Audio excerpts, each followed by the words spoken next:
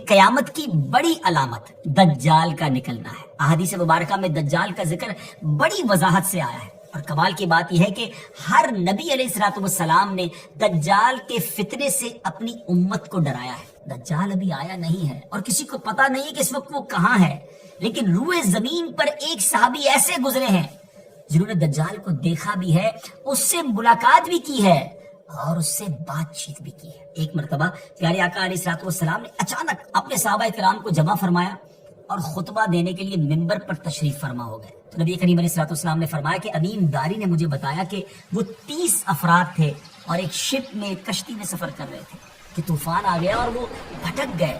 تقریباً مہینہ بھر وہ سمندر میں گھومتے رہے اور ایک دن سورج غروب ہونے کے وقت ایک نامعلوم آئلینڈ پر پہنچے۔ انہیں وہاں سیاہ رنگ کی مخلوق نظر آئی جس کے جسم پر بال بہت زیادہ تھے۔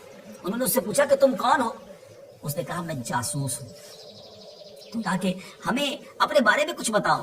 اس نے کہا کہ نہ میں تمہیں کچھ بتاؤں گا نہ تم سے کچھ سنوں گا، تم اس بت خانے میں جاؤ، وہاں ایک شخص تمہارا بڑی بے چینی سے ویٹ کر رہا ہے، وہی تمہیں کچھ سنائے گا بھی بتائے گا بھی۔ پھر وہ سب اندر چلے گئے۔ وہاں ایک شخص سختی کے ساتھ زنجیروں میں جکڑا ہوا تھا۔ اس نے پوچھا کہ تم لوگ کون ہو اور کہاں سے آئے ہو؟ جواب دیا کہ شام سے آئے ہیں۔ اس نے پوچھا کہ عرب کا کیا حال ہے؟ اور ایک شخص وہاں پیدا ہونا تھا، اس کا کیا حال ہے؟ یعنی نبی پاک علیہ الصلوۃ والسلام کے بارے میں پوچھا۔ صحابہ کرام نے کہا کہ وہ اچھے حال میں ہیں اور ابتدا میں ان کی مخالفت ہوئی، مگر اب تو تمام عرب پر وہ غالب ہو گئے ہیں۔ اس نے کہا اچھا زغر کے چشمے کا کیا حال ہے؟ انہوں نے جواب دیا کہ وہ بھی اچھی حالت میں ہے، لوگ اس سے پانی پیتے ہیں، اس سے کھیتی باڑی بھی کرتے ہیں۔ پھر اس نے پوچھا کہ عمان اور بیسان کی کھجوروں کا کیا حال ہے؟ انہوں نے کہا کہ اس میں ہر سال پھل آتے ہیں۔ یہ سن کر اس شخص نے 3 چیخیں ماری اور بولا کہ میں دجال ہوں۔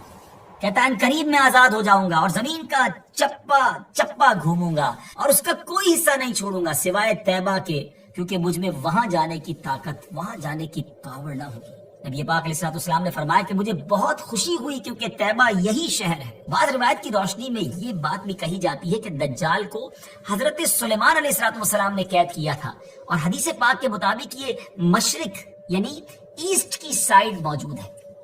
دجال کا فتنہ تاریخ انسانی کی ابتدا سے لے کر انتہا تک تمام فتنوں سے بڑا اور خطرناک فتنہ ہے۔ مختلف احادیث میں دجال کا جو حلیہ بتایا گیا ہے وہ یہ ہے کہ دجال ایک جوان مرد ہوگا، لمبا قد ہوگا، جسم بہت موٹا ہوگا، ایک آنکھ سے کانا ہوگا اور ایک کانی آنکھ ایسی ہوگی جیسے پھولا ہوا انگور، اور جبکہ اس کی ایک آنکھ خون آلود ہوگی۔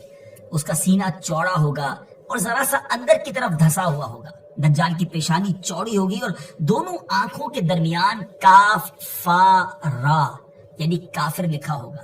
دجال کے نکلنے سے پہلے دنیا بہت بری حالت میں ہوگی۔ اس کے نکلنے سے 3 سال پہلے سے اس دنیا میں خشک سالی پھیل جائے گی، خشک سالی کا گویا سال پھیل جائے گا۔ علمی اور روحانی قحط بھی برپا ہوگا۔ دین کے معاملے میں لوگوں میں کمزوری پیدا ہو چکی ہوگی، علماء اور دیندار لوگوں کی قلت ہوگی۔ تب دجال ایسٹ کی سائڈ سے اصبہان یا خراسان نامی شہر سے نکلے گا اور زمین پر 40 دن رہے گا، جن میں سے ایک دن 1 سال کے برابر ہوگا، اور ایک دن 1 ماہ کے برابر، اور اگلا دن 1 ہفتے کے برابر، جبکہ باقی دن سال کے عام دنوں کی طرح ہوں گے۔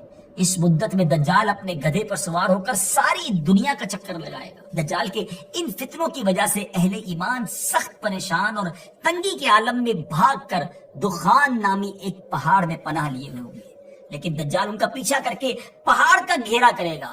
تب اللہ پاک حضرت سیدنا عیسیٰ علیہ نبینا علیہ الصلوۃ والسلام کو نازل فرمائے گا۔ جب حضرت عیسیٰ علیہ الصلوۃ والسلام اس دنیا میں آ جائیں گے تو ان کو دیکھتے ہی دجال ایسے گھلے گا، میلٹ ہوگا، جیسے پانی میں نمک گھلتا ہے، میلٹ ہوتا ہے۔